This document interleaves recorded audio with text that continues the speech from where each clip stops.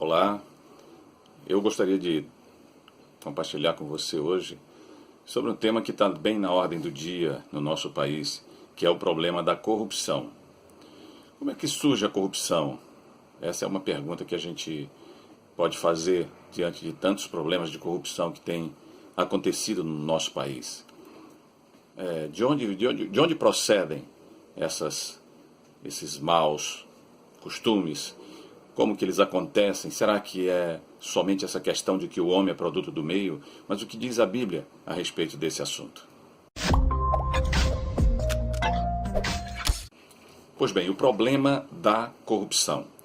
Eu quero inicialmente me basear num texto que está lá no livro de Atos dos Apóstolos, capítulo 24, do 24 ao 26. O texto diz assim: Passados alguns dias, vindo Félix com Drusila, sua mulher, que era judia, mandou chamar Paulo e passou a ouvi-lo a respeito da fé em Cristo Jesus. Dissertando ele acerca da justiça, do domínio próprio e do juízo vindouro, ficou Félix, que era o governador, Félix amedrontado e disse: Por agora podes retirar-te, e quando eu tiver vagar, chamar-te-ei. Esperando também, ao mesmo tempo, que Paulo lhe desse dinheiro, pelo que, chamando-o mais frequentemente, conversava com ele.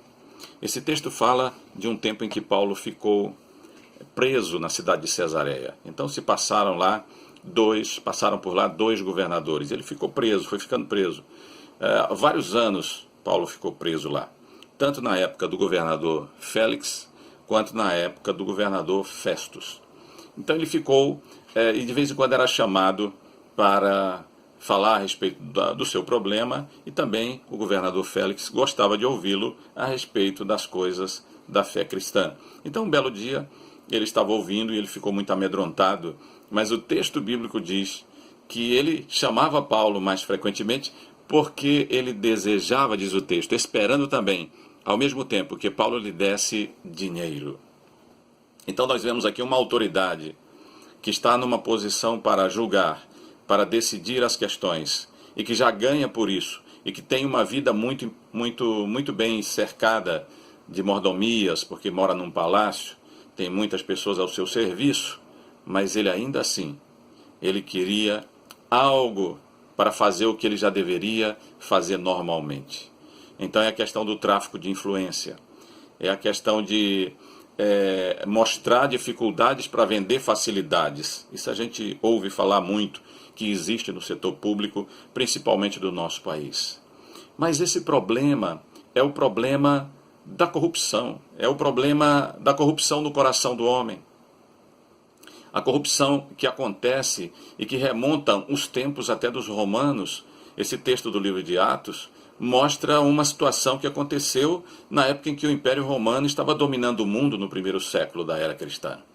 Então ali o Império Romano estava se fortalecendo, estava dominando o mundo no início, e ele dominaria por 1000 anos.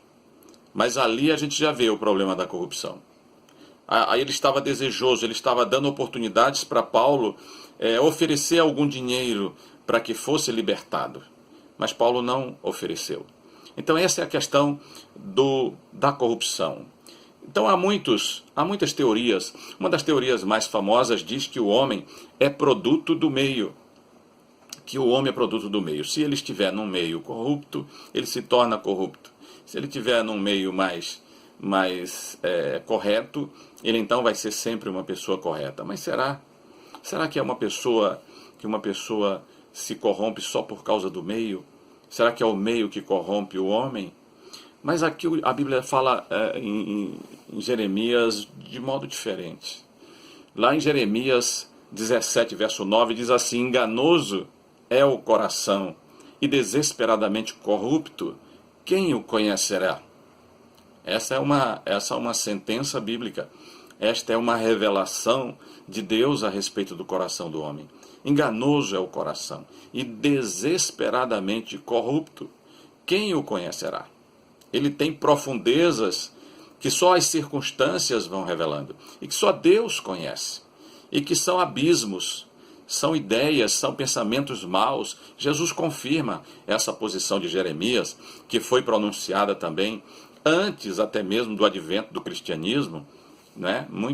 Cerca de talvez 1000 anos antes de Cristo. Mas o próprio Senhor Jesus, ele fala também em Mateus 15, 18 e 19, ele diz assim: mas o que sai da boca do homem é o que o contamina. Porque, ele diz assim,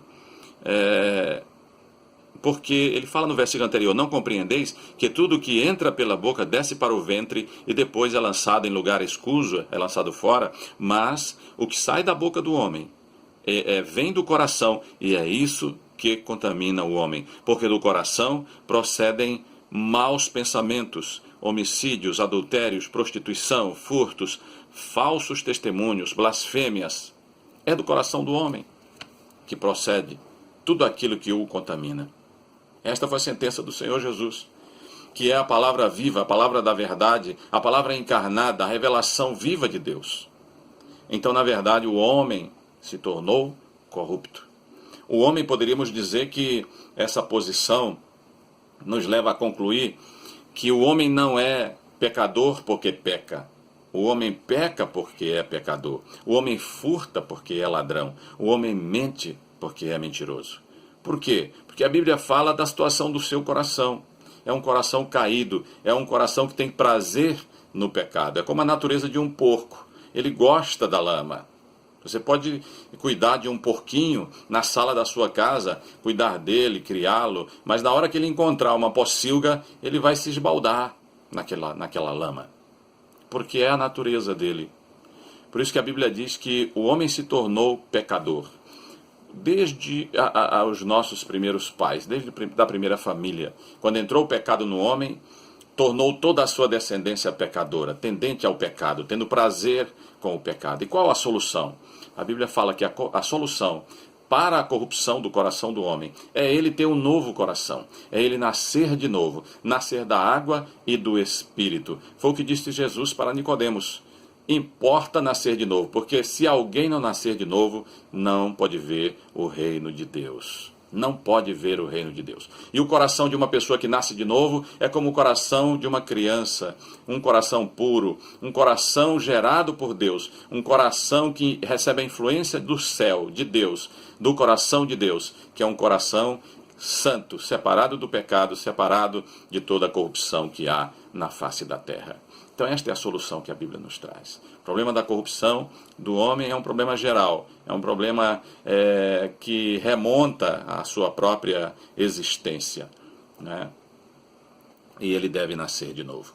Esta é a mensagem do Evangelho, esta é a mensagem de Jesus: arrependei-vos e crede no Evangelho. Todo aquele que invocar o nome do Senhor será salvo. E esta é a primeira providência que todo homem deve fazer, é nascer de novo, porque o que diz a Bíblia, o que dizem os tempos que nós vivemos, é que o Rei está voltando, Jesus está voltando, é tempo de preparação.